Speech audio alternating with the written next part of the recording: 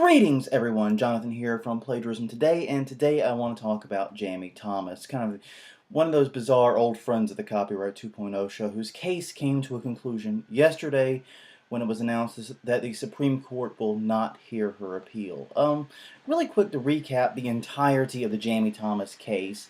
Jammie Thomas is a single mother who was sued by the RIAA for suspected file sharing in 2006. She was sued in April 2006. She, along with one other person, decided to fight the allegations in court, and this led to a very bizarre type of case where First District Court came back, handed down a $222,000 judgment against her for sharing 24 songs. However, that verdict was thrown out on a technicality. Then a retrial was had, and the second jury also found her liable and also gave her a much higher damage award. So that didn't work. But then we got on this bizarre kick where the judge would knock down the award of $54,000. The RIAA would say that's not acceptable. We have a retrial on damages, get another verdict way in excess of that, and then the process would continue until finally the case went to appeal. The appeal circuit, I don't remember what circuit it was. I shouldn't say ninth. I don't remember. Sided with the RIAA, but decided that the original verdict, the $222,000 one, should be the one that stand, not any of the later ones. So the lowest verdict award was given to Jammie, but still, it's a pretty high amount, obviously.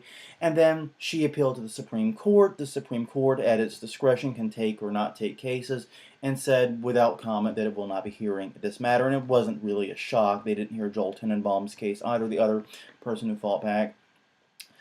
And all in all, this has been a long case. It's taken almost 7 years for it to get to this point, and long winding road, and now it's over. And Jammie Thomas, unfortunately for her, is stuck with nearly $250,000 in damages she at least on paper owes. Now I doubt she'll ever pay that damages. She said herself she's now married. But her husband is unemployed. She only has a meager job. They have 4 children, so it's obvious she's not of the highest of means, so it's unlikely that she will pay much, if anything, on that award. But that being said, this case was really championed by a lot of people, especially in the early days, who wanted, stick it to the RIAA. We're going to defeat their legal strategy. We're going to, really shut them down here. But Jammie Thomas was actually a very terrible test case for several reasons. One, she actually did it. There's not much dispute there. 2, she tried to blame other people. She tried to blame her children. She tried to blame other people in her house, but in truth, she knew she did it. Because 3, she also tried to destroy evidence at one point by having her hard drive erased, which that does not do well with judges or juries when they find that out.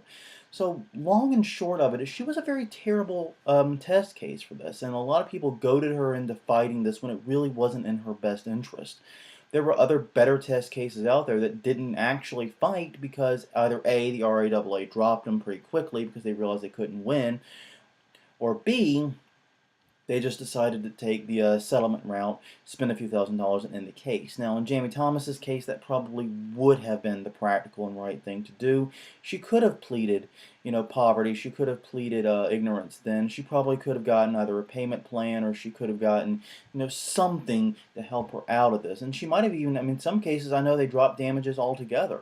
So it's very possible the RIAA would have worked with her at that early stage. But when she decided to fight against better judgment, frankly, the evidence against her, she set herself up for a long haul. And it's been a 7-year ordeal, and in the end, she lost. And frankly, that means that case law on the books about this type of stuff is actually, if you're, the profile sharing type, the case law is actually much worse now for Jammie Thomas having fought.